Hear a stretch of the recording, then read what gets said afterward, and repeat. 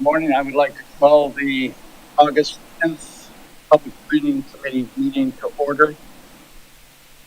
Kim, are we in compliance with FOIA? We are. Thank you very much. Are there any changes to the agenda? If not, is there a motion to approve? There's a second. Please raise your right hand if you agree. Thank you very much. Appearance by approval of minutes, July 13th. Are there comments, additions, deletions? Second. Raise your hand if you approve. Thank you very much. Appearance by citizens. Kim, do we have anyone who would like to address the DBI? Yes. We have two. Daniel Anthony. Good morning.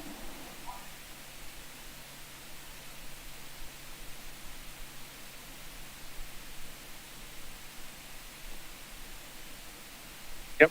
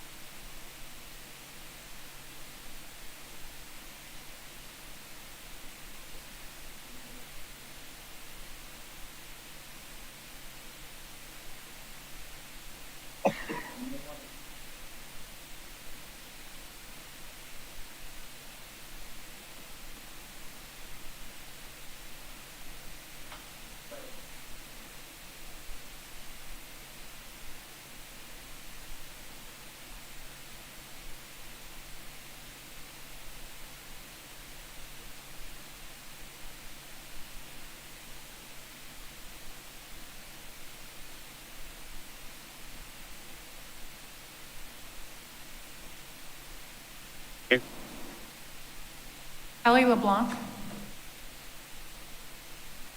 I don't see Ellie here. That's all we have. Okay, thank you very much, Kim. First item on the agenda is the unfinished business presentation discussion of the creation of Hilton Island District Plans and Land Management Ordinance. Don't see Missy, so I presume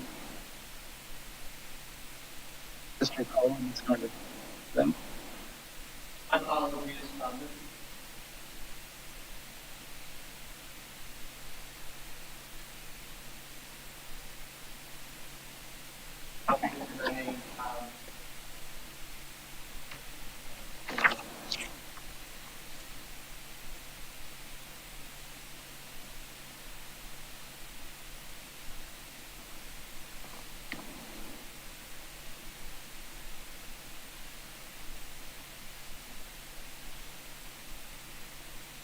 Good morning, Mr. Chairman, committee members. I'm Sean Coleman, Assistant Town Manager, and I truly get to present all the great work that our team has been working on. As you know, we have a standing agenda item about growth framework, conservation of growth framework, and district plans. I'll go through this pretty quickly. I think we gave you a pretty good update yesterday. But for the benefit of the public that didn't attend the workshop, I want to make sure that they understand where we're at. Just a reminder, we adopted a Mid-Island District last November. We've been working on the Marshes District, and we have taken a deep dive into the Bridge to the Beach, and we will be prepared to bring a draft plan for Bridge to the Beach to you in September. A reminder of the district geography. We're still fine tuning just a little bit to make sure we're capturing roadways and edges along roadways within those district boundaries. We plan to bring you what we hope is a final version of the map series to your committee meeting next month and then have council bless that. But I think this is is really close to what what we'll evaluate over the next several months. And we've categorized the 8 districts into what we think are primarily conserve or conservation districts, or that'd be the primary focus, and then the others that would have activity centers, the infrastructure and location to support strategic growth and intensity. We would like to ask the committee's input related to the prioritization of the remaining districts. So the list here has Mid-Island, which was adopted. We're currently working on Marshes. We shared a draft with you last month. We'll bring Bridge to the Beach draft to you next month. We've offered the prioritization of the remaining 5, starting with the next one at Forest Beach, then Chaplin, Skull Creek, Main Street, and then the Parkway District. Mr. Chairman, I'd like to get input from the committee on the prioritization at this time, if it would be appropriate. I think that'd be fine. For your benefit, would like us to make a decision among us, not just opinions, correct? Yeah, I would like to have a consensus from the committee on what the prioritization should be for the balance of the Right. 5 districts. Right. Who would like to lead off? Nancy? Sure. Oh, he's leaving when I wanted to talk. That's okay. I could not resist. I apologize. So yes, because Bridge to Beach is the next we're going to be seeing, and because I keep calling it almost beach, I think we ought to go to the beach next, and that would be Forest Beach area, especially due to the impact of a lot of conversion from single-family homes to what some people call McMansions, mini hotels, and the heat map there that we see with STRs. So I would vote for that one next.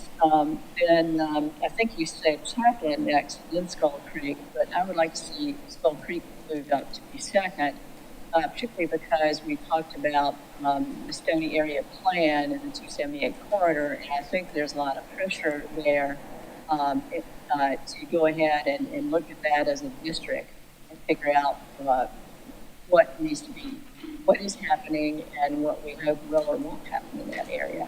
You pull up the district map. Yeah, I'll pull it back Yeah, to this so one folks here. can see it. And then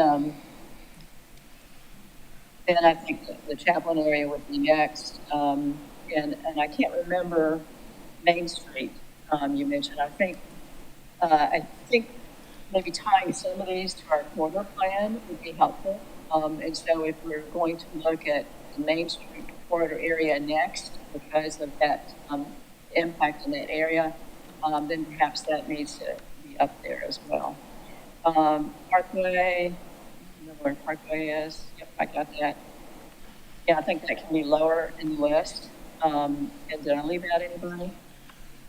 No, so I have your thoughts as Forest Beach, Skull Creek, Chaplin, Main Street, and Parkway. That's what I'd recommend. Becker. Okay, well, this is a process, right? So I will agree that number 2 on the map, so if anyone can't see what that is, number 2 is referring to Skull Creek. Mm-hmm. And because of the pressure there with regard to the bridge, I think Skull Creek should be the next focused on. And then I'm perfectly comfortable coming back to 3 and looking at Main Street, making sure that we have set that up for success. And then going to the Forest Beach and the Parkway and Chaplin. I hit them all, did I? Yes. Mr. Stanford? John, what's the thought process behind the priorities that you've assigned to these? So when we did our evaluation, I think it had some similar thinking to what's been shared by the committee. We know the primary pressure points with the LMO and development have been in the residential neighborhoods, or primarily the residential with the short-term rentals. So marshes, we know the pressure there. Bridge to the beach, because we know that's probably the district has the most centers and activity, and so an opportunity with with the corridors and everything. So wanted to make sure we're doing a conserve and a strategic conservation growth district first, and that's why marshes and bridge to beach. But the remaining, we focused on the next three where there was more residential pressure than non-residential pressure. I do understand that we will integrate the major thoroughfares corridors plan and recommendations and connectivity, potentially parallel roads or alternative network adjustments in all of these districts. But our focus was, let's continue on this course where we're focusing on the residential pressure points, because that's what we deal with most often. I think the Parkway is, in my opinion, I think the Parkway, we're going to address a lot of that with a corridor plan and the treatment, and there's not a lot of depth in that section. So for me, I think there's less pressure from a district planning standpoint. I think Main Street is interesting, but Main Street's already built out, and I think the roadway configuration, by the time we're ready to do that and implement it, having the land use, integrated land use and the other things, mobility, transit, all those things we're going to evaluate in the district plan and the corridor plan. I think it would line up a little later in the process. So that was staff's rationale for recommending 4, 5, and 6 on this list that were primarily the residential areas where there's pressure. I agree that Parkway can remain at number 8. I also agree with Ms. Bryson that I think it makes sense to move Skull Creek up because of the corridor impacts. Other than that, I think I will adopt the rest of Ms. Bryson's suggestions. And I would simply swap Chaplin for Skull Creek. Again, I agree with what's been said about Skull Creek, and Chaplin has residential in it also, so I'm, as you have suggested, swapping Chaplin for Skull Creek. Okay. If we were to go with that, are there strong objections or suggestions otherwise? So it'd be Mid-Island, Marshes, Bridge to the Beach, Forest Beach, Skull Creek, Chaplin, Main Street, Parkway. So moved. Sorry, I apologize. Now I'm lost. Okay, I simply flipped these two. Okay. So you made the recommendation Skull Creek here and then Chaplin. So basically, you and I were saying the same thing. So for flipping 5 and 6 on that list. Okay. Well, I thought you moved Skull Creek up. I did. And I thought you said switch them. That's where I got confused. I have, in my notes, I have your recommendation, Ms. Bryson, the same as David, Okay. Thank you. or Mr. Ames, and Glenn, I believe yours was the same Correct. as Okay with well. that? Right, so I misinterpreted what Patsy said. I thought she wanted Skull Creek to come next. Yeah, that's what I did. That's why I'm confused. Thank you. You say next. Yeah, Forest Beach, then Skull Creek, then Chaplin, then Main Street, then That's what you Parkway. said. Yeah, so, We haven't done Bridge to Beach, that's why. No, it's.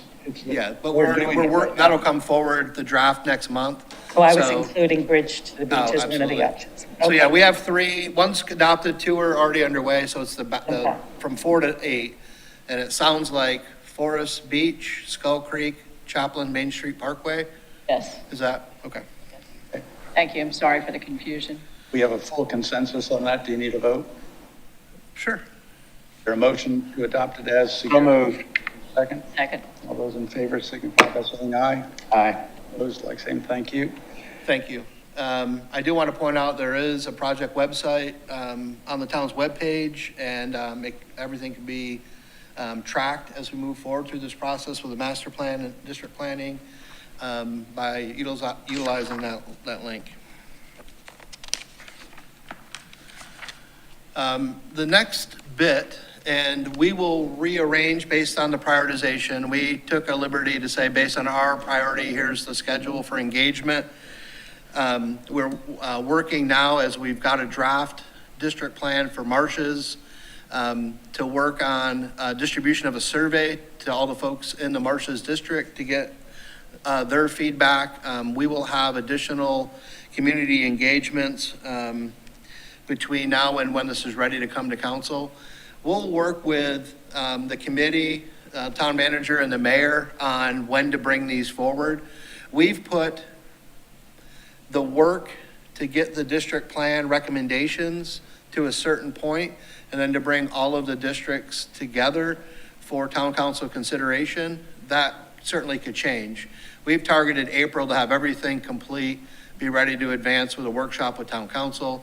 I think what we've learned with the thoroughfares plan and some others, probably a series of workshops with 1 or 2 districts at a time would make sense. And we are ready to execute the interim workshops and get things adopted if that is the will of council. We know that we are probably not going to make the LMO, the overhaul of the entire LMO until we have the fully informed district plans in place. So I don't think this is a concern from my standpoint from an implementation, but I want to make sure that we're metering it out and not, not coming to council with a huge workshop to try to digest all of this. So, and the benefit of going through committee here, where we haven't really done it for the thoroughfares plan, I think is going to be a big benefit to keep this every month with updates. Hey, can I ask questions? Yes, ma'am. One is when it gets to the point where there's the public engagement to understand what these districts are all about and what it means to their community. What's the notification process? We'll send out written notification. We'll send out mailers, emails, the distribution list that we have, and folks that have participated to date continue to grow the list of interested parties. But we will mail out, we will provide links to surveys, we'll host on-site meetings in the community, as well as stakeholder workshops at various That locations. mailing goes to all residents and We would send it to all owners of record that we have. We'll cast a wide net and then continue to work with those folks that are interested in their participation throughout. Then my second question is, can you explain to me what the difference between conserve and consider bundles? Sure, and I think this is probably a little bit more planner speak, but when we talk about conserve or conservation, those are the districts, I think, where you've got a significant, like conservation, so significant part of that district, like say the Marshes District, there's a lot of ecology and environmental protection that's going to come there. It doesn't have the infrastructure, let's say, to support significant increase in intensity, or even if there's significant investment in infrastructure to allow it, it wouldn't be right. And so there's going to be districts that are going to be primarily or weighted on the conservation side. And we talk about consider. Those are areas that we that either already have sort of a dynamic activity or have the infrastructure, have the location, have the characteristics to embrace additional activity in those areas. And a lot of it's going to result from public investment and then setting the expectations for the private sector to make those private sector investments to enhance. I always have used the string analogy. If you had a homogeneous level of development across the island, the string would be kind of flat along the table. But I don't think we're being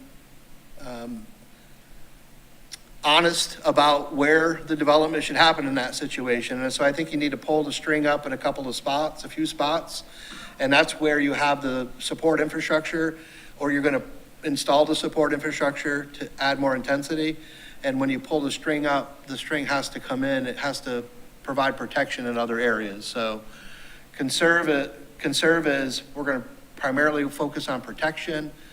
And the consider is, let's think about the evolution of those through strategic growth, where activity can occur at a different intensity. Sorry for the long answer, but. That was a great answer, Okay. and I appreciate it. And I would probably want to have a further discussion about how those decisions are made, looking at some of the areas that are under the consider category. There's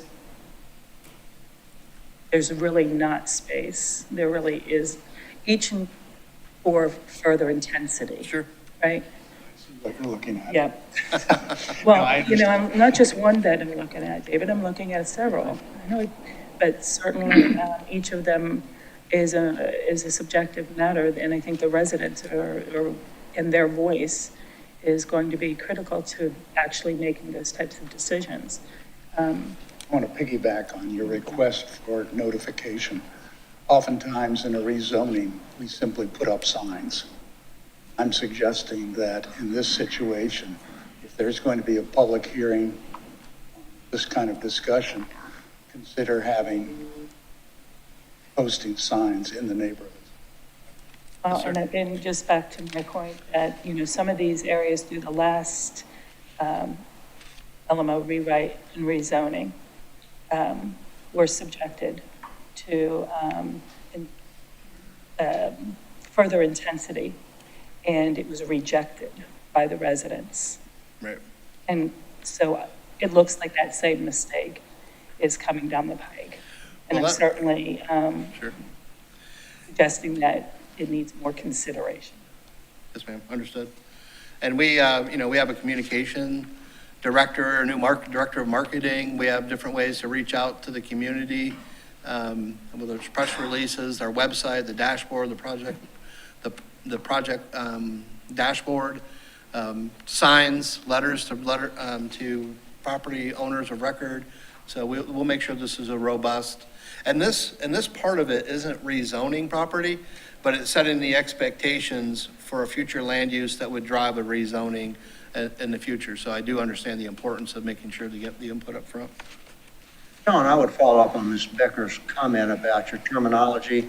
I don't speak planner speak, and I think you might want to search for some terminology other than conserve and consider.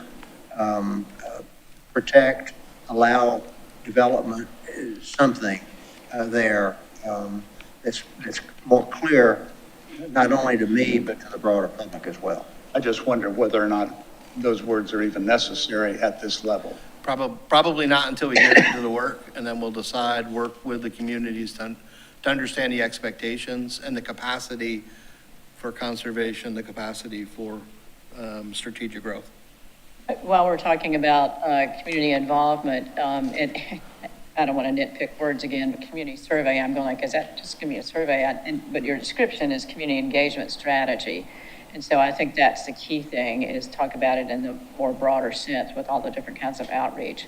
And the other input I would have is that when we have gatherings in the community, make sure about different times of day and different days, because we have a lot of folks that have different work schedules on the island, different family commitments. And I think we need to have a variety of community engagements at different times. We will, as with this gets refined, we'll bring you back the more specific detailed communication strategy and all the different outlets and methods of how that is being implemented. Okay.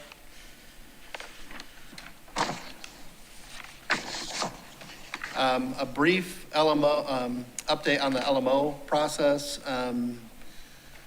We have 4A coming up in a few minutes here for discussion about floor area ratio and parking. We have phase 4, which is a balance of changes to help provide some additional protection and clean up some things where we've got some pressure points, and you can see what we've got here. We've learned that we need some application procedural changes. There's been some concern as we've gone through LMO discussion about family compounds and subdivisions and what we've learned in our design studio, and some other things related to traffic impact and protection of natural resources that we want to focus in on before we do the complete overhaul for the LMO. And so the team is working to have these advertised this month for a September Planning Commission meeting, and then be able to bring these back to the Public Planning Committee pending the outcome of that meeting for consideration. Yep. You have a question about it. I've been concerned for a long time, not only about the mass scale density, the floor area ratio of residential, but also non-residential, and I don't see that in the list. And I think it was particularly a concern by the Design Review Board, who came to the town council and asked for specific standards with regard to mass scale density for non-residential buildings, non-residential and multifamily buildings. I don't mean commercial buildings, aside from single family, I'll say it that way. So where is that in the process? Because I think that's a critical need, and it's something I've mentioned about every time. Yeah, yes, ma'am. And so we focused on the floor area ratio and the items primarily for single-family residential. When you look at non-residential development, the current restrictions in the code provide I would say a resident or a suburban or lower intensity development. I think there is a concern, at least from my standpoint, on the multifamily, the definition, the poor definition of unit, which allows multifamily developments to really maximize the site, and is probably inappropriate. But the floor area ratio for multifamily will come out through the district planning. I think we need to have the context of that before we really understand where we should land on that part of it. Yeah, So it'll be in phase 5, that part of it. Yeah, I'm a little concerned about waiting that long. I think the pressure's been there for some time. And I know you're aware of what the Design Review Board spoke about, but I'd ask you to go back and revisit that and rethink about including that. I don't want to hold up phase 4. Sure. I don't want to wait till phase 5, and I don't want to create another phase. David? To me, the thing that's lurking behind all of this is the definition of a dwelling unit. Where does that come out in this process? We will address that in phase 4, and then we will calibrate and adjust as needed through the overhaul after district planning is done. Okay. It's really important because it's foundational. Correct. Yeah, so we have that in phase 4, and then, I think the district planning, because each district's going to have slightly different characteristics and the expectations that we'd want to set for future conditions are going to be a little different. The foundational definition of a dwelling unit is going to be the same across the board, but massing and scale are going to be district specific, I believe. So, yep. So, Sean, you mentioned that Ben and Patsy's concern is with regard to the dwelling unit is under phase 4, but I don't see that listed. Are there other things than what is listed here considered under phase 4? What's listed here is to kind of give you a sense of the key items, I don't want to say key items, but elements that we have been tracking, that we outlined in the beginning. But we do know the definition for dwelling unit has been a lingering issue, where we have, dwelling unit could be 400 square feet or 10,000 square feet. So we will include that in phase 4 and bring that forward to the Planning Commission and the committee. I would agree with Glenn that it is foundational and it even impacts what we're talking about today. There's a chicken and egg issue there. Yes, sir. All right, well, we'll make sure that's in phase 4. And then for phase 5, we had gone out with an RFQ again, because the overhaul for the entire code, the setup of the code, the ability for users to walk through it and understand it. We wanted to go back out for this bigger effort and solicit the help from code writers and folks that are in the business. We did get 2 responses that we're evaluating, and we'll be making a recommendation on the code writing team to help us as we advance with Phase 5. And then the overall timeline, so you can see we've been busy for a year or so now to go through all these different phases. We have 4A that are before you today, and if there's a recommendation that comes out of committee, we would bring for first reading of the LMO amendments to town council at their meeting in September. And then if there is adoption at first reading and with no significant changes, then we would bring it to town council for the October 3rd meeting for adoption. You can see the target for the Phase 4 is to have a public hearing with Planning Commission in September, and then to follow that with meeting of the Public Planning Committee, and then in October, and then Town Council in November. And then Phase 5, we built in growth framework and district plan initiative, just to say that's really going to inform the decisions that we make in the future land use and setting expectations for the code amendments that need to be reflected in our final updated, shiny, brand new LMO that's the right size, the right shape, right fit for the community. That the community approves of. Correct. Any questions on growth, conservation growth framework, district plans, phases of the LMO, and I've gotten emails, I think we all have been on those emails with requests to have the 4A moved to, and I realize none of us set that agenda, but the requests have been made to 4A to the August 15th town council meeting. I guess I'm curious as to why, on their behalf, why it's September 19th rather than later this month. yeah, so the normal procedure for items that come out of committee, there's a brief. Once committee meets, so today, the chairman, Mr. Ames, would provide a summary of what happened. Output of this meeting at the next town council is a brief, and then request that it be added to, action items be added to the following town council meeting. That's a process that we've been following for a while. There have been cases in my time here where there's been an exception made to bring something forward. I would say I don't know the outcome of this meeting yet, and it's Thursday, August 10th at 10:30, and the meeting is Tuesday, the 15th, and so the ability to deliver a material for a packet, so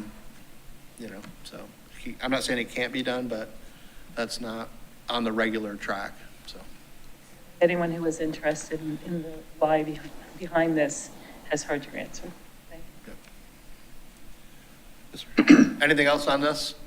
All right, I'm done with unfinished business item at this point. New business consideration of proposed ordinance 2023-16, amending Title 16 of the land management ordinance to amend single-family dwelling parking requirements and to establish regulations for single-family dwelling floor area ratio requirements. Before you begin, I want to address something that has to do with our minutes. Kim, who prepares our minutes? Vicki. Oh, Vicki, thank you very much. She does a very thorough job. But in reading the minutes of last month, there is one paragraph where the members of the committee made 21 different suggestions. My question to staff is, if we are simply making requests for information or statements about comments, does that help staff, or as chairman of this committee, should I be trying to do something differently? What is your thought? I think so. Thank you for making that comment. What we do is distill out comments that are related to the item that we've presented, and if we're coming back for or if we've asked for action, we're asked for clarification at that point to be able to advance it. If it's additional information that you need to take action, we will itemize it, we will evaluate it, and bring it back for our next discussion. If it's information that is not related or tangentially related, that doesn't impact your decision on an item, I would like to work with you, Mr. Chairman, to determine an appropriate pace to bring an item back. And so we talk about a topic, and then it raises a lot of questions, and we've got great questions from the committee, we've got great questions from the community, and we all want to provide answers. I would like to work with you on appropriate pace and updates.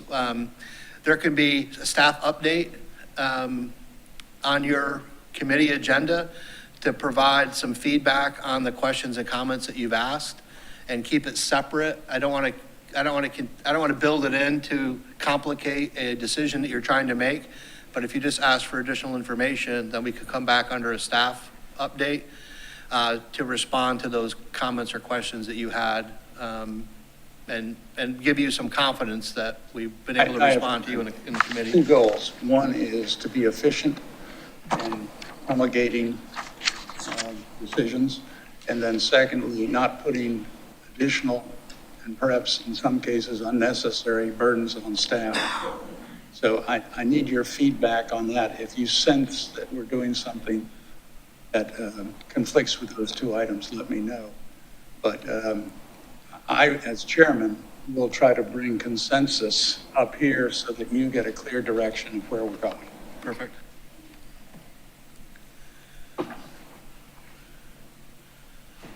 All right, what's before the committee, again, Sean Colon, Assistant Town Manager, what's before you today is what we've titled LMO Amendment Phase 4A. The phases have blended together a little bit, but 4A, there were two items that were brought up about mass scale intensity. We've addressed or put together information to address the single family pressure point from a floor area ratio and a parking calibration in the code. And what we'd like today is that the Public Planning Committee consider a proposed ordinance amending the LMO for these two items, single-family dwelling parking requirements and to establish single-family dwelling floor area ratio requirements. Okay, there's Going to approach these separately, Sean. We'll have parking first, and if we want to stop and talk about that, we certainly can.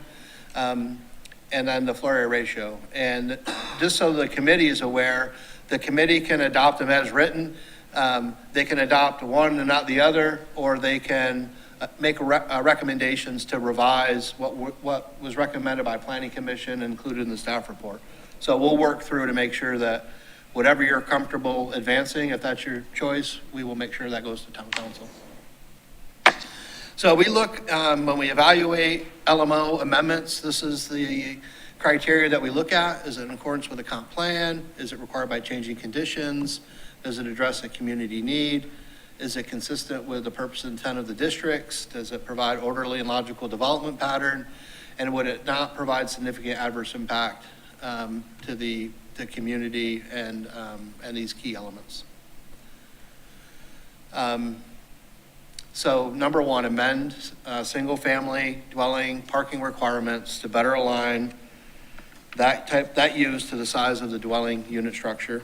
And number two, establish regulations for single-family dwelling floor area ratio, or FAR. Well, you heard FAR a lot. Requirements to more effectively regulate the volume and placement of homes based on the structure size in relationship to the property.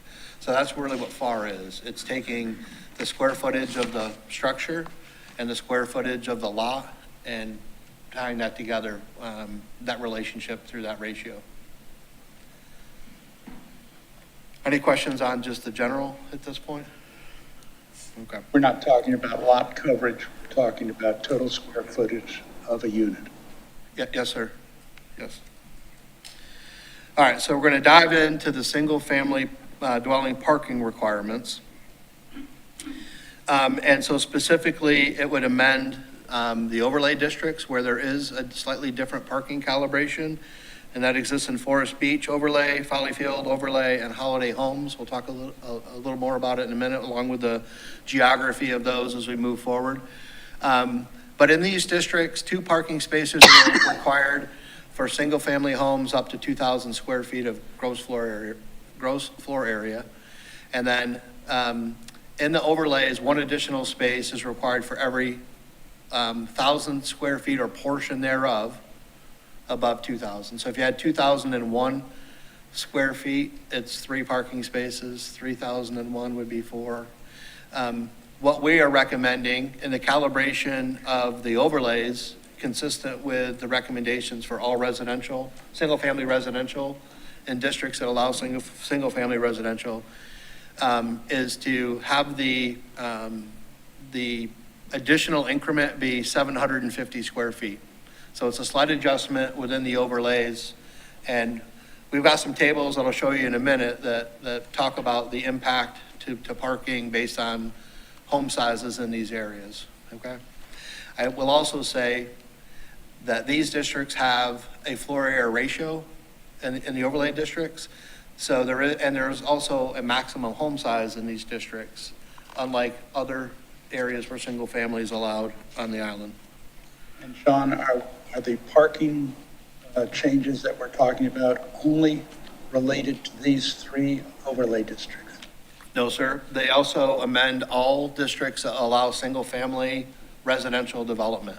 But I want to point out that the overlays have a different parking metric, and this would include a minor adjustment for the next increment. Instead of 1,000 square feet, it'd be every 750 or portion thereof.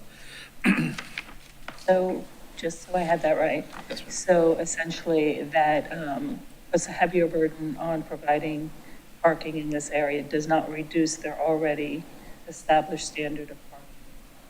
We're increasing. Not Correct. in any way taking away from what they currently have, Making it more restricted. making it more restrictive.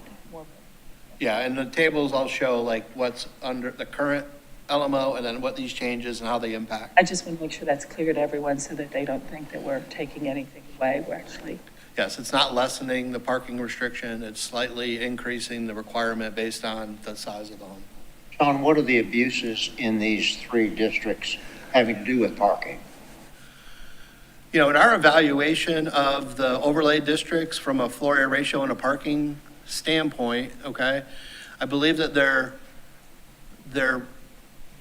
none of the districts are perfect, but they're mostly in compliant with the floor area ratio, the parking requirements as outlined in the overlay, and the maximum square footage limitation that they have. I think with short-term rentals, what you've seen is under parking, right? They're built as single family under the parking requirements. So I think the abuses are more of the use of the property than as these have a lot of homes have transitioned to short-term rental. So they were built based on this standard for single family, but there's more demand for parking in these areas that have caused most of the issues. The demand for additional parking is because of short-term rentals, not because of single-family residential. Correct. I think occupancy as use of one of these homes as short-term rental is higher than if it was just your typical single-family user. I'm concerned about imposing restrictions on single-family homes based upon curing a problem caused by short-term rentals. It seems like we're taking too big a swipe. Yeah, and I hope in the table, it'll demonstrate that it's not a significant increase in parking, and then you'll have a little more information. You know, for short-term rentals in our short-term rental permit, if you build a single-family home and you're required in the permit to advertise only the number of compliant spaces that you have. So if this captures new development going forward and I build a home and I know I want to do a short-term rental, then I'm going to try to make sure I've got enough parking in support of that use of the property. And when we get to the table, I think you'll see if it's a single family, truly a single family home that someone wants to own and occupy. I don't think the minimum parking requirements are significantly greater. I live in a house that's just over 3,000 square feet. I have 4 bedrooms. I have a bonus room that if I put a closet in, it could be a 5th bedroom. So from an occupancy standpoint, it could be high, but I have the ability to park 6 cars on my lot. I have a 1/3 acre. I mean, I think when we get into it, you'll see that the parking is not that onerous for a single-family user. I'm just concerned this is being driven by short-term rentals. I certainly think that is a factor in consideration as we've seen single-family homes built and converted to short-term rentals, and the parking calibration for that residential was less than what I think is required to support it. Since that's an ongoing opportunity, an option for anyone who owns a single-family home, it makes sense that knowing that if there could be a lack of parking that creates many of the issues that we have on the island. Yeah, I think that's set forth from the Let's beginning. try to move Yeah, on and absolutely. see what information you have. Yeah, because I think floor area ratio is going to provide a lot of protection that might mitigate the need for significant change in parking, but let's move on if we.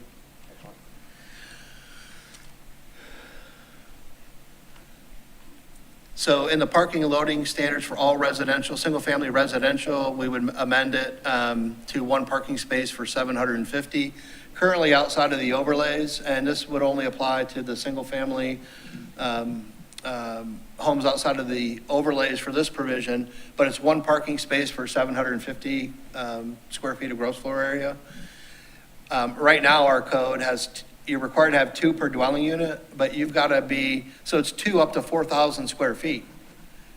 I mentioned I have a 3,000 square foot home. I could not survive with 2 teenage boys and their friends with 2 spaces at my house. But so the current code is two spaces per dwelling unit up to 4,000 square feet. Once you get to 4,001, for every 1,250 square feet or portion thereof, it's another space. So if you start thinking at a 5,500 square foot home, you're only at 4 parking spaces. So I do think our residential parking is a little under what it should be. Now, I know they're minimums, and I think if you were building a home, you would want to make sure you can accommodate more parking than the minimum for a house that size, but there's no requirement. And so if you look at development that's going to try to maximize the site by not having to provide the parking, then that's some of the issues that we've been dealing with. So it changes to a straight 1 per 750 square feet of gross floor area. Does this operate within the PUDs as well? PUDs? Answer is yes, but I wanted to. Yes, I think so. And further in the PowerPoint, there should be a slide that explains our existing code, and that parking is tied to both the structure of the building built as well as a use. So I think the answer is yes, and I hope to answer that definitively a little bit later. Thank you. All right, so this is a list of all of the different zoning districts in our code that have single-family dwelling parking requirements. And again, it's back to, other than the overlays, it's that 2 per unit up to 4,000 square feet, and then 1 additional space for every 1,250 or portion thereof. And so this would amend the parking requirement for all of that. I don't see PD1. Pardon me? I was saying the same thing. I don't see PD1 on the list. Okay. What does a RM12 single-family project look like on Hilton Head? We do have some single-family homes in the RM12 district. You know, the lots are slightly less than 1/10 of an acre. I think in those areas, you do see some smaller homes. I think the RM12 district, by its purpose and intent, was to encourage multifamily, more of a multifamily product, but we do have some RM12 districts that have single-family lots, or they have larger lots that just have not been developed. Can you give me an example of a project that is our M12 at this point? Just having a difficult time envisioning what that looks like. Yeah, so there, I think the project along, I'm trying to think of the name of it, on Dillon Road, there are a bunch of duplex units, Tabby something? Heavy walk. Yeah, Tabby Walk, I think that's an RM12 district. Now, under our old definition, right, single family used to be 1 or 2 units per lot, and so duplex is counted, so I think that's a RM12 application. Right. Okay, thank you.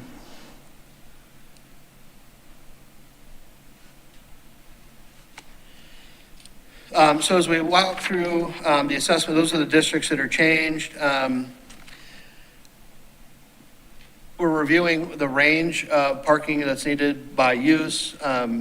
There's been some pressure where folks park off-site on street, but there's no off-street parking required to meet your permit requirements and to meet the code.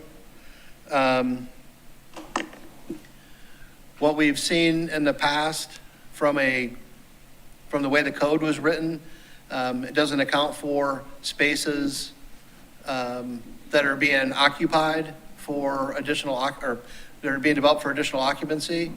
You know, I think the 4,000 square foot threshold for the 2 parking spaces have been inadequate, and so I think a gross floor area ratio, a straight ratio for parking helps us to recalibrate that.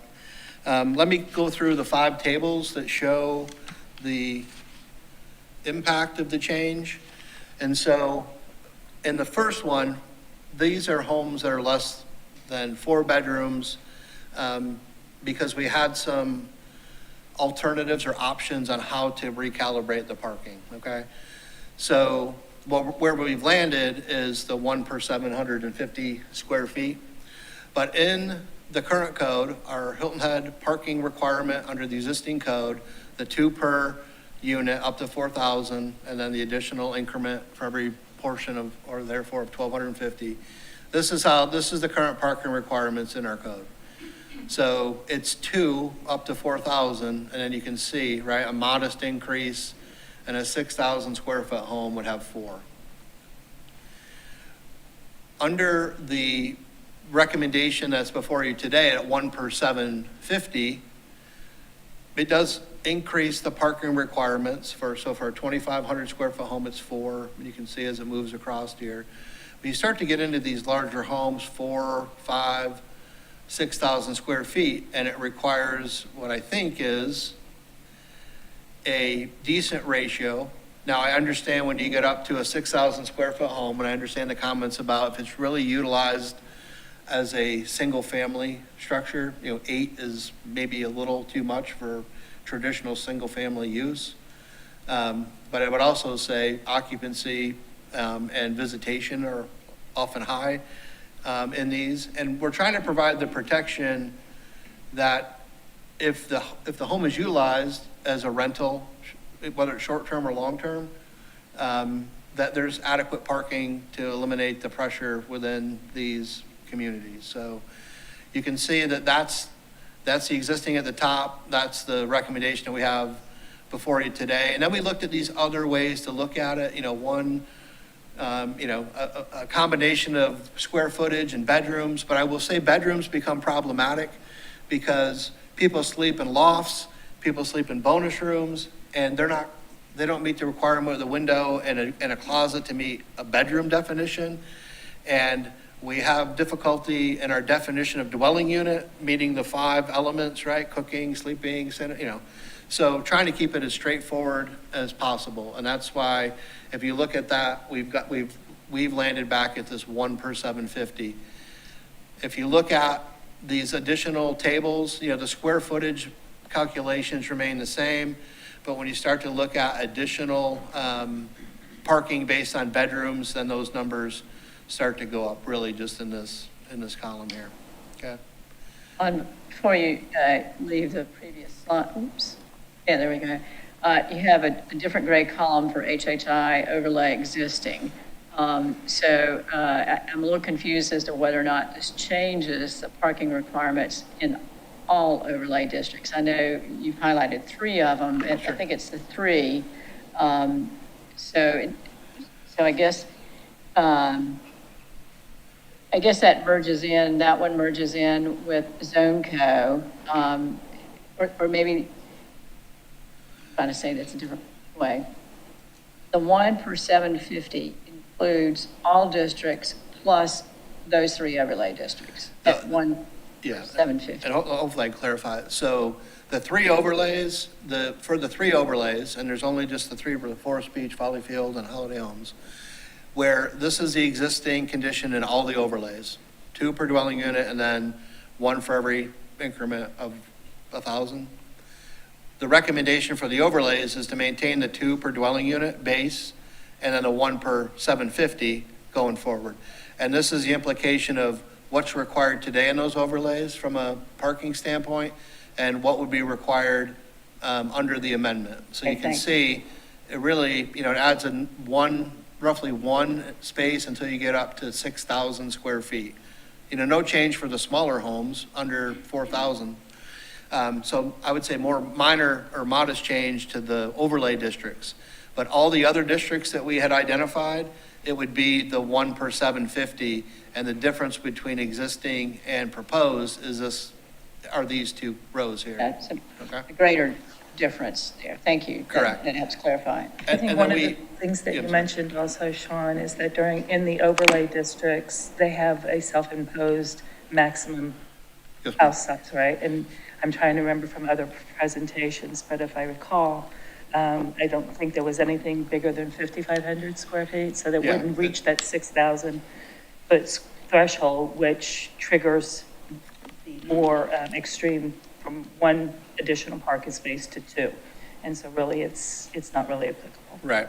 Did You're I get that absolutely right? right. Yeah, because, and we'll get it in the FAR, I think it's 4,500 to 5,500 is the range and they have maximum home size cap. So that is outlined in the floor area ratio. I am torn with this because I represent North Forest Beach, South Forest Beach. They have serious concerns about parking issues, short-term rentals.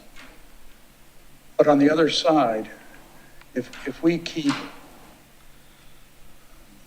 increasing the number of cars, we are also significantly changing the character and also asking citizens to cut down more vegetation, trees, and so on and so forth.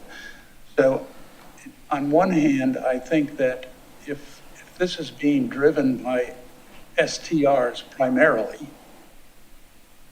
then maybe we should be saying, okay, what areas of the community have the greatest density of STRs? And I would say the 3 overlay districts are a good beginning. And then maybe what are the others? But I'm searching for a way to minimize the comprehensive coverage of the island with this kind of a approach. It seems like we're throwing out the baby with the bathwater. We're also adding a lot of impervious coverage.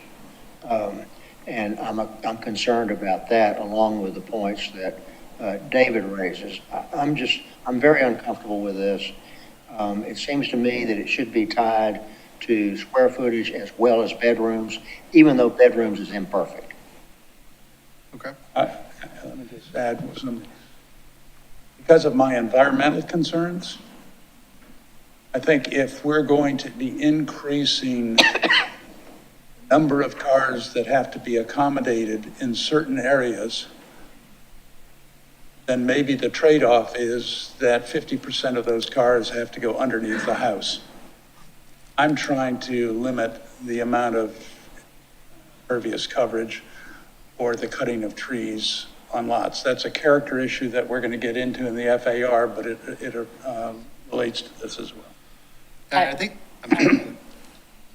I just wanted to play devil's advocate a little bit with those thoughts. Having previously represented North and South Forest Beach, I've also heard their complaints for 4 years, and parking is a substantial issue for them. And they're looking for some relief. And the roads within those districts are so narrow and so small, they clearly can't have, as they don't have, on-street parking to accommodate any of those additional needs. So a lot of this, over the last 4 years that I represented them, and now others, not just them, but others across the island, have requested that we address the parking issues with the developments that was happening. And so where this is in response, in my belief, to what has been requested of us to look at and to provide relief from the overburdened parking situation that they experience, not in just those two communities, but all of the communities across the island. It is from toe and from side to side that I have heard those complaints. So I just want to make sure that we're understanding that this isn't just something that's come up in theory, that this has been generated by requests from the community. Yes, I agree with what Ms. Becker is saying about the impact in the Forest Beach area. Having lived there, walked there many times, we need to solve that impact on that area. But also agree with the sentiments from Mr. Ames and Mr. Stanford about the number of spaces that we're creating because of the impact on the environment.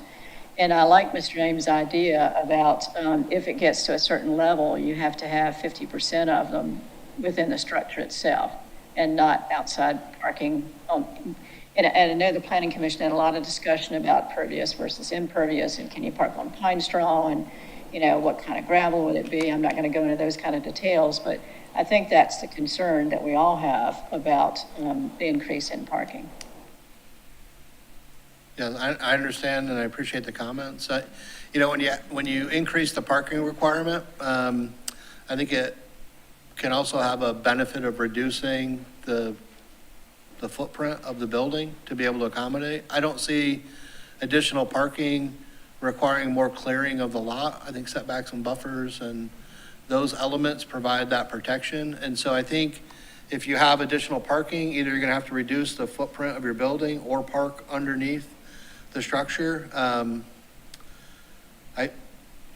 think I do understand the implication that we're maybe reacting to a short-term rental pressure, but I think even when I look at the what I would say single-family 4% taxed homes in some of these areas, they're, in my opinion, they're slightly underparked, and there's also some pressure from parking from that capacity as well.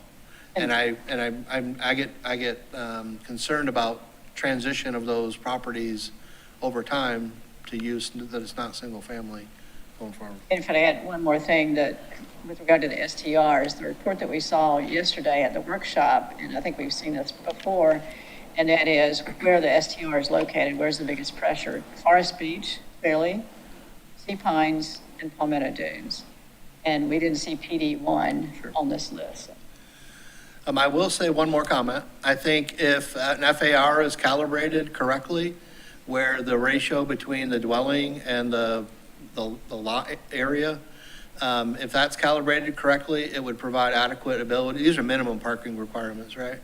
So if someone was required to put in 3, but they wanted to put in 5, I think if the floor area ratio is correct, then you could adequately park by choice rather than by having an increased minimum. But that's why they kind of go together. Can I make one more comment as well? Sure. So to the point of parking under the building, in these areas that we're talking about, because of the flood level and the required building height, generally speaking, and I think pretty much it'd be hard pressed to find one that doesn't already have available parking space under the homes. And so that would just naturally be there even where we are today. But if you were thinking about areas that didn't necessarily have to be built as an elevated structure, by now requiring that you would have to park under your house, we're losing height. Because if you have 35 feet to build, you're losing that interior space to parking. So I think there are consequences when you start thinking that way.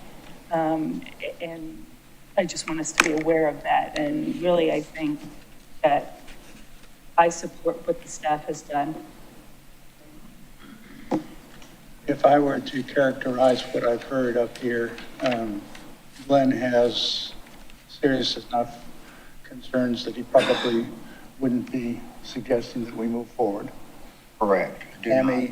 Tammy has greater support, generally speaking, for what staff has prepared. Well, I've listened to the community over the years, and this is what they've asked for. And the suggestions as alternatives that I've heard don't solve the problem. Patsy, I'm not exactly sure where you come out, so. I'm concerned about both things.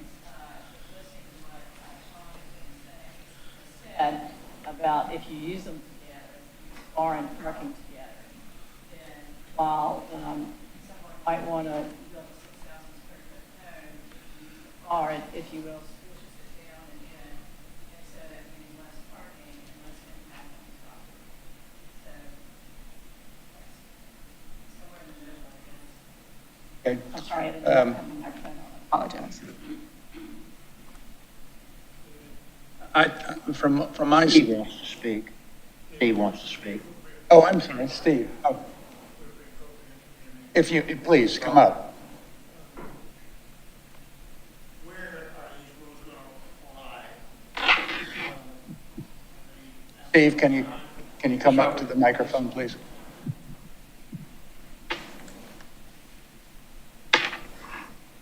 Steve, Alfred is an alternate on the Public Planning Committee meeting. Come on, man, Sean. Yeah, I'm sorry. The question is, where are these rules going to apply? Do they apply behind the gates? Do they apply to existing structures? And if the answer to both of those questions is no, how much of an impact is this really going to have? And finally, if there is an area such as North or South Forest Beach where there would be a significant impact if this were applied, should any consideration be made to having the town acquire property generally in that area for use for parking purposes for those who have limitations? Thank you, Mr. Alfred. Go ahead and answer those. I think the answer to your first question, where does it apply? It applies everywhere, as suggested. Yes, correct. Including behind the gates. Yes. Correct. Yeah, I it's use point that out specific. because we know that Palmetto Dunes, for instance. So, has yeah, similar. correct. So current dwellings that have already been permitted under existing code, like any time you change the code, they could become non-conforming and would only have to come into compliance if there was significant change to, a redevelopment or reconfiguration of that property. And so they would be legal non-conforming uses. They would be allowed to increase parking if they had the capacity to do so to come into compliance. And certainly the introduction of district parking could be part of what comes out of district planning, whether it's in the residential areas or in the activity or the strategic growth areas. We're not there yet. Again, I think there can be a calibration of parking. I think floor area ratio provides a better metric on how to manage the site, but I think right now we've got pressure in both cases. And so I'd like to help the committee to reach a decision, either they in support or not support this, or if there's a modification to what we recommended that you would feel comfortable with to advance to council. May I react to what the suggestion was with regard to buying property and creating parking lots? I think in the beginning of this discussion, there was a statement about intent and purpose throughout our land management ordinance. And when we start thinking about buying land and making parking lots for parking, an overabundance of cars that can't be handled naturally on the site of where they intend to be going. We are doing exactly the opposite of what the purpose and intent of the land management ordinance is. And if we start thinking then further about the environmental impact, think about the trees necessary to cut down to create that parking lot. And with all due respect, I think that is completely antithetical to everything that Hilton Head stands for. So there's that. It also changes the dynamic of every neighborhood to have an area that's reserved for parking. The fact of the matter is, if you have the pressures now, this alleviates those pressures.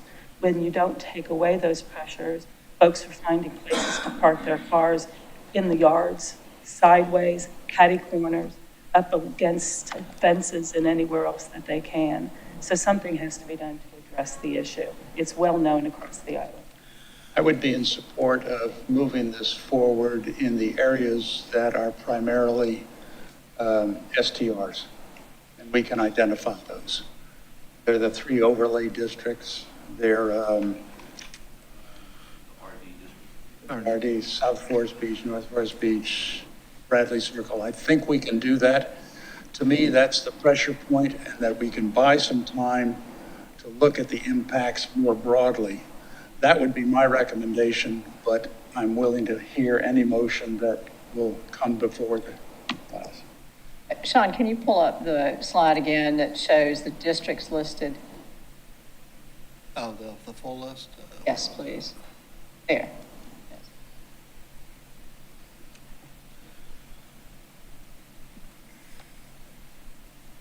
So, Mr. Ames, you're suggesting overlay plus resort development, RD?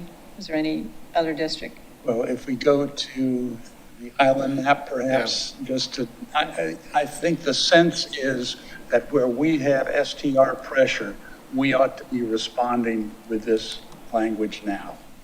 But the purpose of this, if I might, I'm sorry, the purpose of this is to impact the pressures that are to come with new development.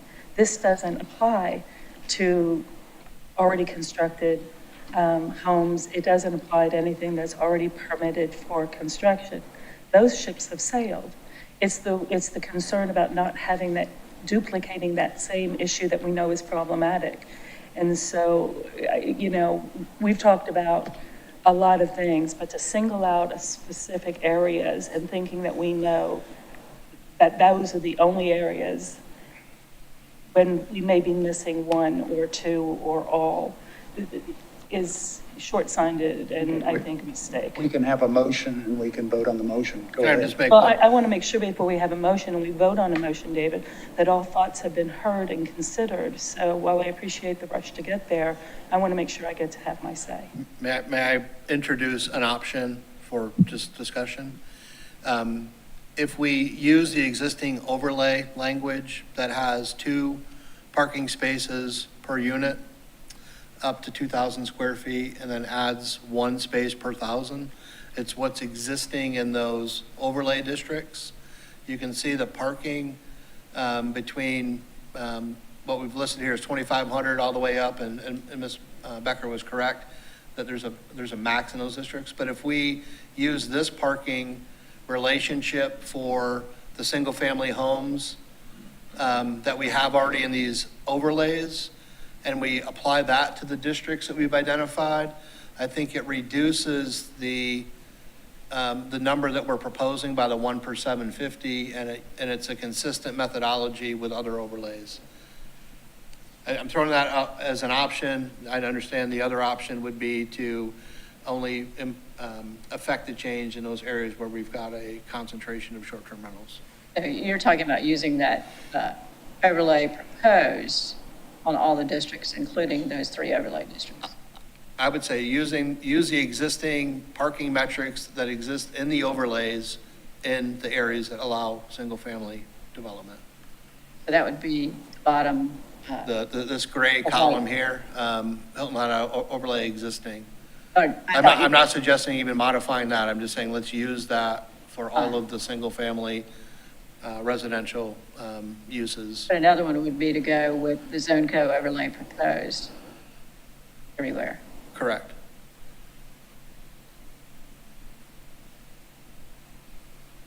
Or a motion? Anybody want to make a motion? I'll make a motion, and I'll make a motion to accept staff's recommendation that was also forwarded to the Public Planning Committee by the Planning Commission. I believe it's the zone code. Can you speak louder? I'm sorry, I can't hear. I'm sorry. To accept staff's recommendation and the recommendation of the Planning Commission to go with the zone code parking requirements as presented here today.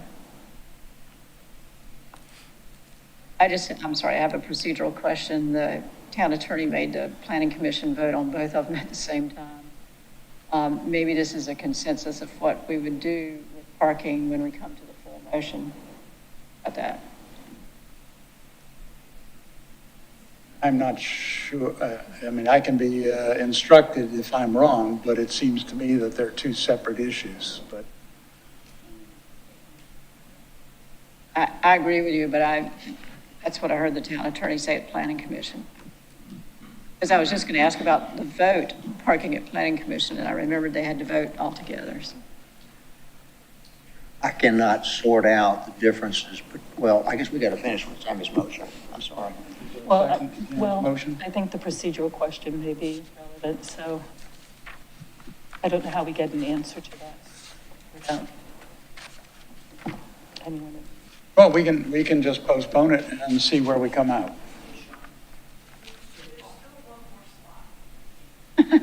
Well, that will be the answer, I'm sure, on that slide. So the city attorney at the commission did state that since this was advertised as one item, the vote did need to follow the one item that was advertised. Thank you. Right? So you can reach a We're trying to make some consensus consensus at this point and then fold into a motion at the end? We'll have, But let's see if this slide helps us, I'm not sure.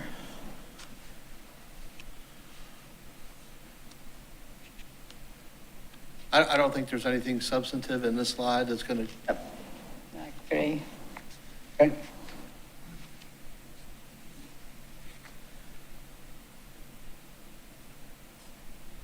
And it's,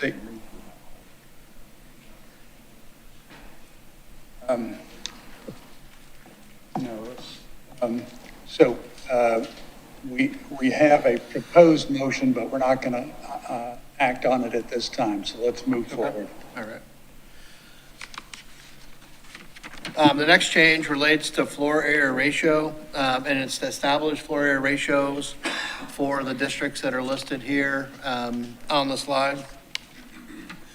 As I mentioned, the purpose here is to apply a relationship between the building size on a lot, the built environment versus the land, acreage of the land, the square footage of the land, and to have that relationship through the floor area ratio. Applicability, you can see the districts that it applies to.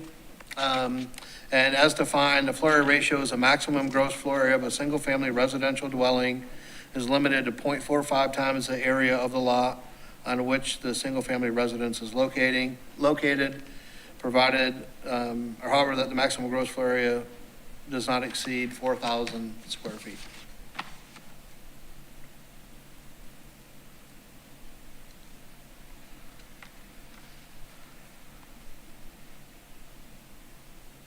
There's information here about the rules of measurement. I don't want to go too deep into that. I think the general relationship is pretty straightforward.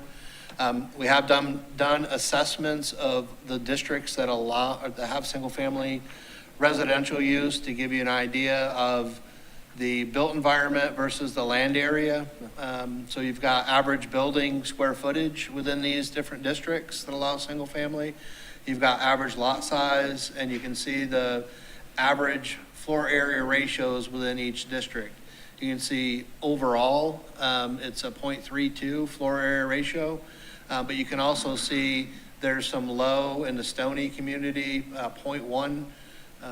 And then you can see really high in the RD district where you have higher heights and other conditions that increase the floor area ratio. You can see that that's 0.89.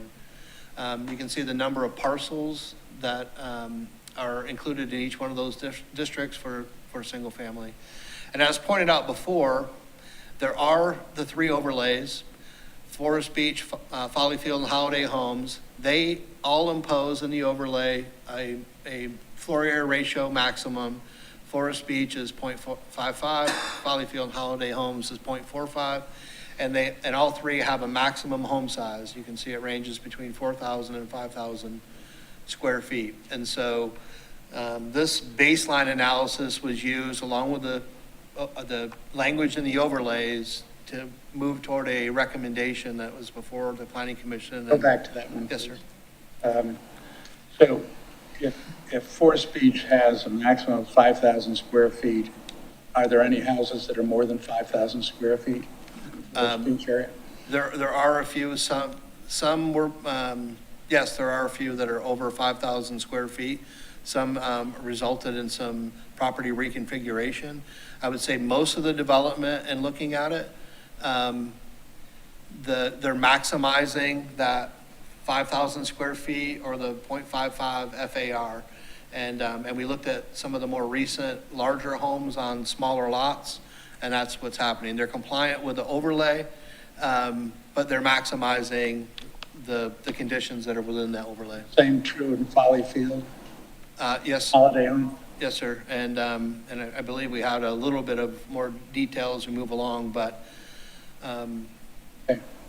and some of the, and some are short-term rentals that we know have been built, replace smaller homes, but yes, they are compliant with the overlay requirements.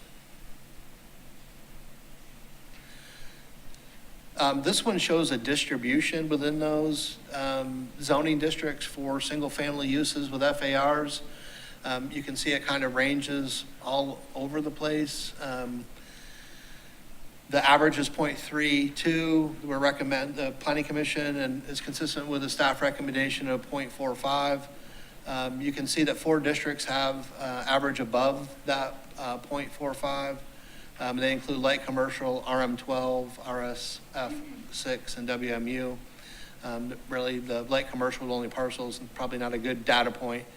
You have the highest average single-family residential square footage in this district at 3176 as part of the distribution of the FARs based on utilization of the properties for single-family. This one, I think, provides a little bit better bit of information when we look at the relationship between average home size in these districts. So if you look in 2022, right, so the last, say, full calendar year of permitted single-family development, you start to look at the sizes. So RD 5,100, RM8 6,184, RSF 5 6,200 square feet. So we're getting an average of about 4,800 square feet over 49 different permits. And you have some minimums of 12, 16, and some maximums. So right now the highest is 8,300 square feet in these districts from a square footage standpoint. And you can see that this is the highest one here. Kind of showing a trend of residential or single-family residential permits over time. I would say because of market conditions, we're a little bit off last year. But we still continue to get permits, and again, 50 and single-family permits in that distribution, just in those districts last year. So I think this provides a little bit more detail on the FAR, and we looked at the average FARs within those overlays, and you can see the FAR, you can see the lot size, and then the existing requirements. So other than Folly Field, which is got a average FAR of 0.4, and they're allowed to go to 0.45. The other ones are really maximizing that floor area ratio, right? They're right at their floor area ratio. And you can see the average lot sizes within these, this is an acreage within those communities. We also looked at some of the floor area ratios within some of the gated communities. And so Indigo Run has an average FAR of 0.24, and a floor area, or lot size of 0.71 acres. You can see Sea Pines at 0.37, FAR Wexford at 0.4. And so there is some relationship in that. My understanding that the FAR will not be part of behind the gate. No, sir, not within the PD1 zoning district. But wanted to show what some of those floor area ratios were like inside the communities. So you can see about 10% of the 900 properties in Forest Beach do exceed the floor area ratio. And again, some of that has been due to lot reconfigurations. And also some of the square footage, well, the square footage numbers we have sometimes captures porches and an overhang. So they may exceed, but really not from the square footage of the home itself.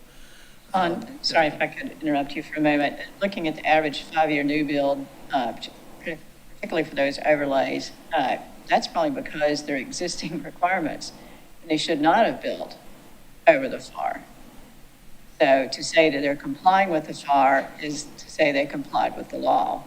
So it's not that if the FAR hadn't been in place, they might have exceeded the FAR.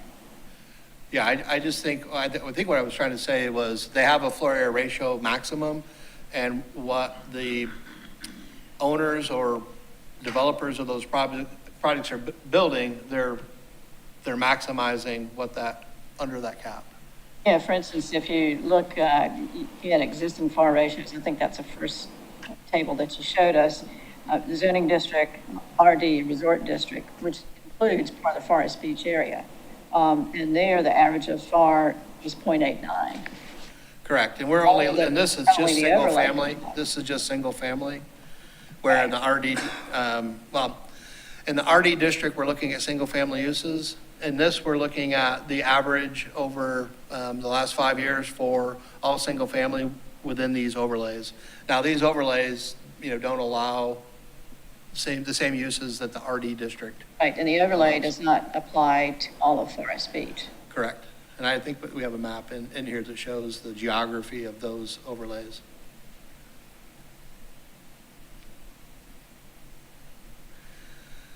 We looked at some other communities as well. If you look at Bradley Circle, average lot sizes, and then the homes that are being built, I don't see it on here, but there was one lot in particular that had a FAR of 1.32. And so trying to point out here where you've got the overlay protections, while I think there's still a little bit of pressure in those areas as we talk about parking and intensity, in the areas where you don't have their protections, you're seeing significant increase in development intensities. And so again, one of these examples was 1.32. There's another one that's 0.97 FAR. May I just, since it's up there, the Bradley Circle area, so I look at the RM8 designation. That's the one that's on the screen. And that actually allows for each lot size to be minimally 0.125. And there are clear instances where on a 0.125 lot size, the building is 5,000, 6,000 and higher square feet. So, this is a little bit deceptive in terms of the average lot size, because they're being split down to their very minimum to accommodate building. Yeah. Just factually. Yeah, and I just want to point out that where there aren't the overlay protections or the FAR, we're seeing much higher FARs. That's what the land management ordinance is for, to protect those areas, to create character and development that's appropriate for residential use. Review criteria, again, I think you understand what that review criteria is, so I'm not going to go too deep into it, but we do look at our plan and the goals within our plan to make evaluation and recommendation. I'm going to say it to the committee because I said it to the Planning Commission. The evaluation that we engaged in to look at all single-family, wherever it was allowed in all the districts, to look at the impacts of the overlay districts and the protections that they have. We made a recommendation at 0.45 because there was some consistency with the overlays we had in place. And we know that areas that don't have that protection, we're seeing significant increase in intensity based on lots and the built environment. I mentioned to the Planning Commission that I think it would be appropriate to have an FAR to provide protection until we get deeper into the district planning and make sure we can calibrate each district as we move forward. And I said the average is 0.32. If you look at island-wide and historic development patterns, and the recommendation that we landed at was 0.45. I told the Planning Commission I would support their recommendation and advance that to you, which is 0.45. I would be comfortable in somewhere within that range, but I do think we need to have this protection in place that will provide that until we fine tune it with the district planning. So my professional recommendation is somewhere between 0.32 and 0.45. And I think that the FAR, if you consider it, especially a FAR that is less than what was recommended to you today, then I'm less concerned with the maximum home size, because I think the floor area ratio would accommodate the constraints needed. But I wanted to share that with you and listen to your comments and questions. Glenn, thoughts? Again, I feel like this is being driven by short-term rentals, and I'm concerned about restrictions that we're applying to single-family residences. So I'm very uncomfortable with this whole process. I would like to see it. I think the approach of focusing it on the areas where short-term rentals are primarily existing within the overlay districts makes some sense. But I'm still having trouble getting my arms around all of it. Becker? I'd like to make sure, and I think this might help you, Glenn, with that. And I don't know if we have it to pull it up so that everyone can read it, because it is the driving force of what the land management ordinance's purpose is. That purpose and intent statement is across the board and applies to every bit of development on the island. And the purpose and intent here is not short-term rental, but it is in fact to recalibrate the size of a building, home, on a lot so that it is in balance. What we have currently happening across the island is that the development will be from corner to corner to corner to corner of the building envelope with nothing left for quality of life, parking cars, any of that goes along with that. And we all know that because we've seen those situations and we've had to address them and we've heard the complaints. And when you look at the development across the island, we all talk about the fact that it just doesn't fit with the character of the island. It is. What's your recommendation on this? Well, my recommendation is this, to help other people understand why it's important that we recalibrate and balance a lot size to a home size. And so I have heard from many, as I'm sure each of us have, via emails and phone calls, that they would like to see, we heard today even a statement, that the community would like to see a smaller FAR than the 0.45. I have also heard from staff that they think there's some calibrations that can happen after, and that this is a good starting spot, and there seems to be community support for that as well. So I'll accept the staff's recommendation as it's been presented. Yes, sir, thank you. Um, I'm looking back at the staff report with the analysis, and the average is 0.32. Looking in there, RD is 0.89, RM8, 0.50. Waterfront mixed use is 0.59. And then the staff report says examples of areas included in the available data where homes exceed the FAR 0.45 include North Forest Beach, Singleton Beach, Sandcastles by the Sea, Carolina Isles, Hammock Breeze, Bermuda Point, Tansy Leaf, and Jarvis Creek. So I think there are other areas than those that we've listed most impacted by SDRs based on our GovOS report, and that is Forest Beach, Palmetto Dunes, and Sea Pines. So I'm not in favor of limiting it to those areas, to certain areas. I'm in favor of applying this in all the areas in the staff report. And I want to make sure technically that when we change the FAR, that the existing FAR requirements in Forest Beach, which are now 0.55, and the maximum house size, that those would also be reduced. And I want to make sure that the ordinance does that as well. I'm in favor of 0.32 because that's the average, and keeping the maximum square footage that the staff has recommended, applying to all the districts that the staff has recommended, with the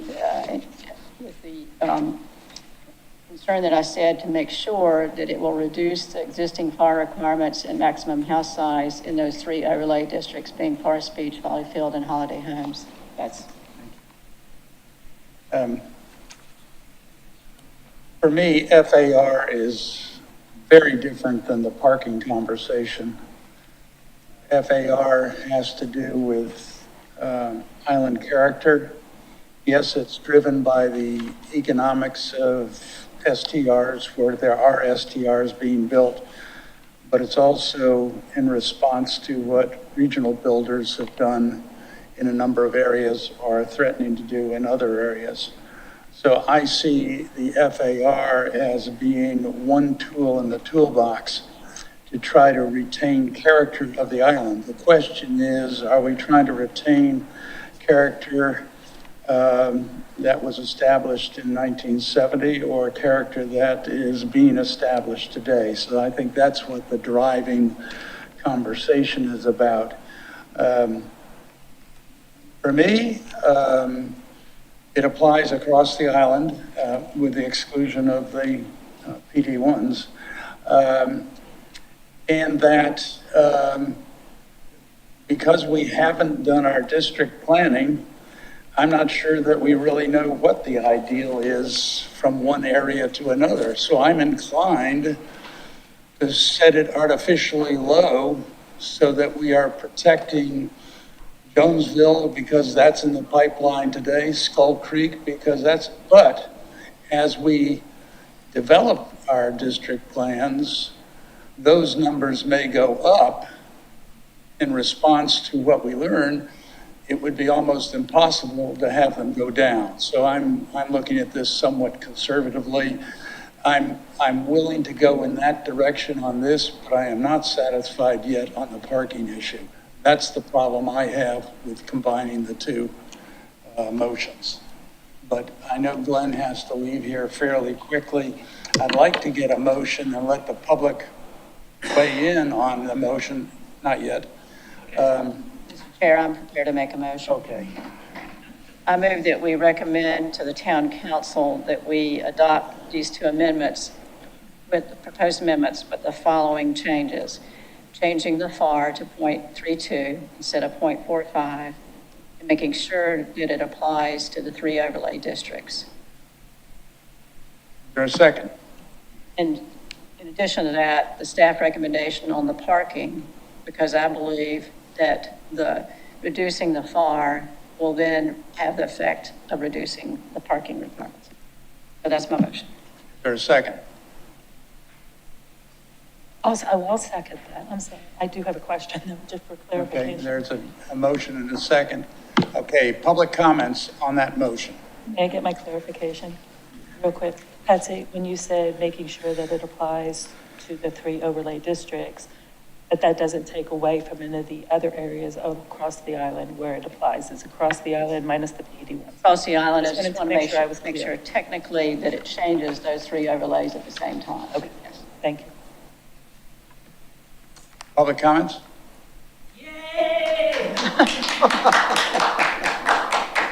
Okay. No, I'll go ahead and speak. Thank you, Patsy.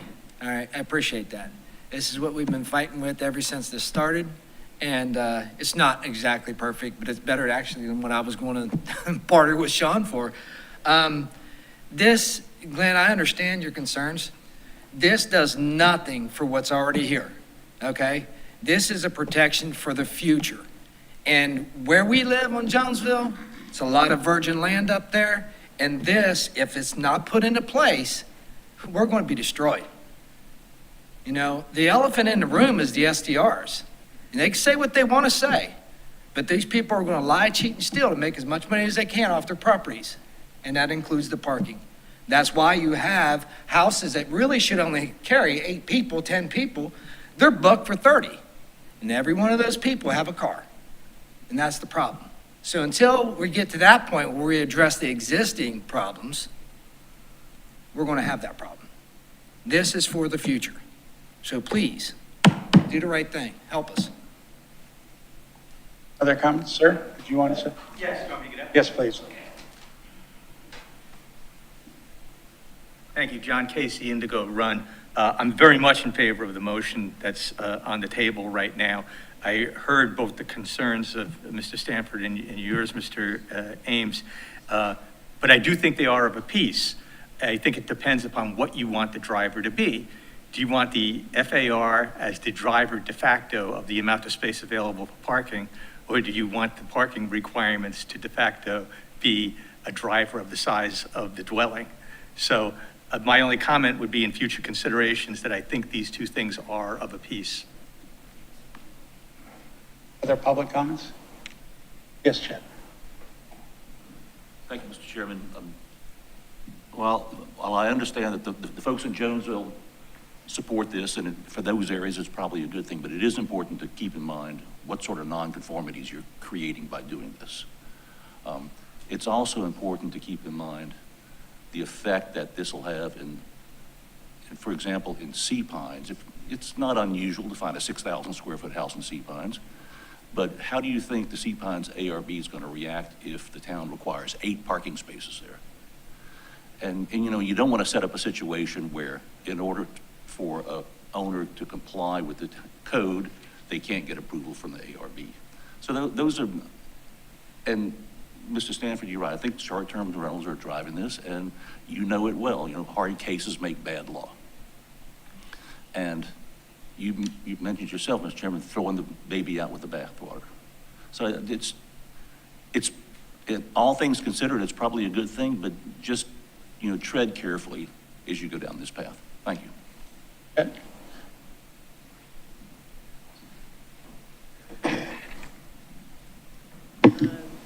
I'm Kelly LeBlanc. I live at Jonesville Road, but I have, from the beginning of my involvement in December, been really concerned about the island as a whole and all of us, and including the people in PDs. And I think that they are really in need of some protection from some of the changes that short-term rental pressures, especially, you're creating.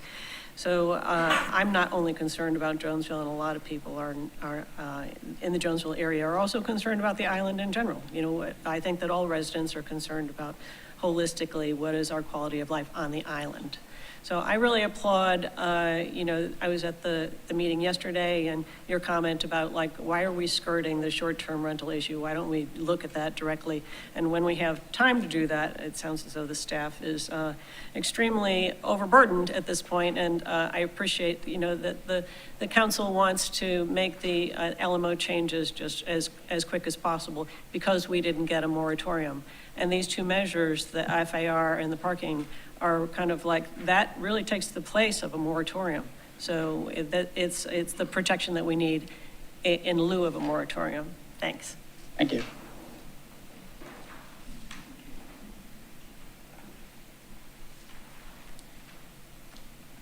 Gray Smith, Indigo Run. I'm a numbers guy, so I ran the numbers for Bradley Beach. The FAR is 0.79. So I think what you folks are doing today in instituting numbers that are much lower of a floor area density requirement will obviate or eliminate those types of excessive short-term rentals from being constructed on our island going forward in the future. And for that, I really commend you guys. Thank you. Yes, sir. Well, I think I'm in the minority in this room, but I bought a house in 2012 on Your Bradley. name, sir? James Callen, 37 Bradley Circle. In 2012, that sits on a large piece of land. In that neighborhood, people have had the ability to develop into these houses that do bring a lot of cars. My house is a rental property. But you're diminishing my ability to develop that land, and honestly, I don't have a plan to do that. But you're diminishing the future value of my property, and while there's issues to be dealt with, who's going to compensate me when I invested in a property in a neighborhood that allowed this development? Now you're going to curtail that. Other people have had the ability to develop their land, make lots of money on it. You're devaluing my future development potential when I'm one of the few people that have actually maintained a relatively small rental property with adequate parking, but now my land's value will be greatly diminished. And to me, the town would owe me that difference, which is millions of dollars. And the town was built on tourism, and you have to balance that. But I wouldn't throw out the baby with the bathwater. And it seems like everything from now making every rental property a business and having to have a business license, there's a really anti-tourism sentiment going on. And tourism supports this whole town. People's property taxes, I didn't run the numbers, but would probably go up exponentially if you drive all the tourism away. So just think about the people who bought and invested in land with the opportunity of that appreciating when almost nobody in 2012 wanted to invest in Hilton Head real estate. And we took the chance on it, and now you're going to take that future value away from me. If I never do anything with it for my kids or my grandkids, you're devaluating our investment dramatically. Thank you. Thank you, sir. Are there any other comments? Yes, Taiwan Scott, for the record. In regards to the floor area ratio, it appears as though we are once again putting the cart before the horse. During a recent Gullah Geechee Task Force meeting, the town stated that the majority of workforce housing is currently being provided by the native Gullah community. Gullah native property owners currently hold the majority of available land for development. Housing has and remains our economic sustainable opportunity. It is obvious that we have an affordable housing crisis. If these ordinances are passed and written, the economic opportunity and potential housing opportunities for Gullah-owned property owners will be taken away. For example, the idea of accessory dwelling units have been mentioned before, and the previous town council even invited representatives from various municipalities to highlight their positive results and how ADUs has helped their workforce housing situation. This should be revisited. If passed, this potential opportunity will be taken away. The town themselves have not been able to address the workforce housing issue, and we should be thinking outside the box. Perhaps taking in consideration some incentives for property owners to erect ADUs on their properties versus mobile homes could be considered. For example, construction assistance, waiver fees, etc. The owner would agree to lock units into workforce housing plan outlined for a certain amount of time. Passing these ordinances will totally eliminate these potential opportunities by taking away 0.55% of potential property use from landowners. I think we have some well-educated staff members who can be creative enough to draft the right language to help resolve the massive commercial homes being built in single-family areas. but closing the door to potential opportunities for economic sustainability for Gullah landowners who are already providing a much-needed service to the island should be reconsidered. These ordinances will substantially affect Gullah landowners. Gullah land loss is real, and by the town's passing of ordinances which prevents opportunity, the town is only going against their stated goals of sustaining Gullah Geechee presence on this world-class resort. Any ordinance changes which takes away current permitted use or density without just compensation to the property owner should be reconsidered and not move forward. Historically, Gullah landowners struggle to keep property because of the town's limited service foundation. And the town should not be considering any ordinances which adds a burden to our historical land retention. How would this ordinance impact the potential use of ADUs in the future? Couple more seconds. I want to address the parking issue. The parking ordinance will be burdensome on Gullah property owners, whereas the majority of Gullah owners have mobile homes, and we already have difficulty providing 2 parking spaces, and the average home is over 1,500 square feet. This ordinance will now require at least 3 parking spaces. We seriously need to be taking a look at the impact on all property owners, not just those who can afford to build. All language used here focuses on stick-built homes, not manufactured homes, which again is our workforce housing. Are we taking into account all property owners? Thank you. Thank you, Ty. In the interest of time, because Glenn has to excuse himself, I'd like to call the question. I do have a clarification, though. I did not hear in Patsy's motion the reference to the 4,000 square feet. She confirms that it is a part of her motion. Okay. Yes, that was part of staff's recommendation. Apologies, but except for the FAR ratio and making sure that it applies to the overlay districts as well. Should we Those are clarify the only changes. motion? It's to move forward with an FAR recommendation of 0.32 to include the maximum home size of 4,000 square feet. Correct. And to move forward with the parking recommendation as recommended by Planning Commission. And the staff also report. making sure that the changes in the FAR Apply to and the the maximum overlay. apply to those 3 overlay districts. Okay.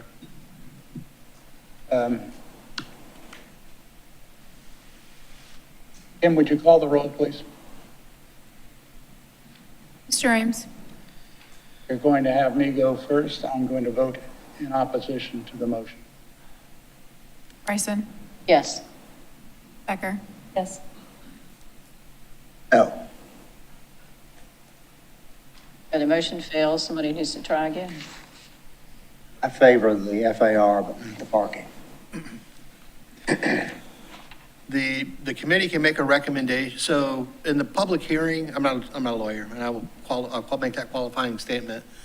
The recommendation by the town attorney related to the Planning Commission public hearing, it was posted, they were posted together. The committee, the Public Planning Committee can make a recommendation on these items as separate matters. So if the committees would choose to advance a recommendation with amendments to the FAR, then the committee can do that. If they choose to change the parking or not advance the parking, that is a option for a committee motion.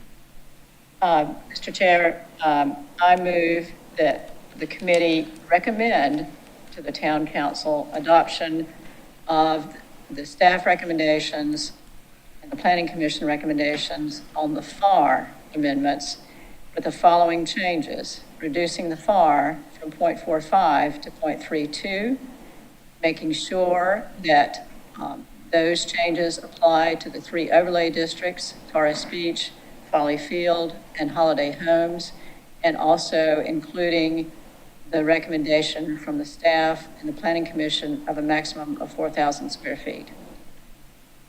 Is there a second? Second. I'm going to make my comment on that. I think if we're lowering the FAR 0.32, and I would probably be more comfortable just in the area of 3.5, but I don't believe we need the 4,000 square feet, so again, I will vote against that. Call the roll, please. Ms. Bryson? Yes. Mr. Ames? No. Becker? Yes. Stanford? Yes. Passes 3-1. And I move that the committee does not make a recommendation with regard to the parking requirements. Second. Call the roll, please. May we have some discussion first, please? Okay. Okay, I'm sorry. There was another recommendation by our staff representative and Sean, that we consider the parking requirements within that overlay district. That was, I don't have the thing in front of me, but it was the shaded area to the bottom. I offered an option that would be, rather than to apply the one space per 750 to the parking provisions that are currently existing in the overlay districts. 2 spaces per unit up to 2,000 and 1 additional space for every 1,000 square foot or portion thereof increment. And I'd like for us to consider that as an alternative. Want to make an adjustment to your motion, or? I think it's a good first step, if nothing, it starts to provide some relief. I'll withdraw the motion if my second will withdraw his second on parking. Oh, that's accepted. Okay, all right, then I'll make a new motion. Sorry, Madam Clerk. Okay. A new motion, and I like the one the zone co-overlay proposed rather than the existing. So I move that the committee recommend to the town council that the LMO amendments on parking would be the zone co-overlay proposed requirement. Is there a second? I'll second that. Patsy, may I at least see your sheet for a second? The one down on the, it's not the existing, it's what zone co proposed, which is a little bit more, a few more spaces with a larger size. I don't understand the motion. Here. Yeah. Did you have something you wanted to I was add? going to try to put the presentation back up, but. I don't, we've got it here. Okay, you got it. Yeah. Okay. You want to vote? We can vote right now. Okay, Call the Mr. motion, Stanford? please. Mr. Stanford? Ms. Becker? No. Yes. Yes. Bryson? Yes.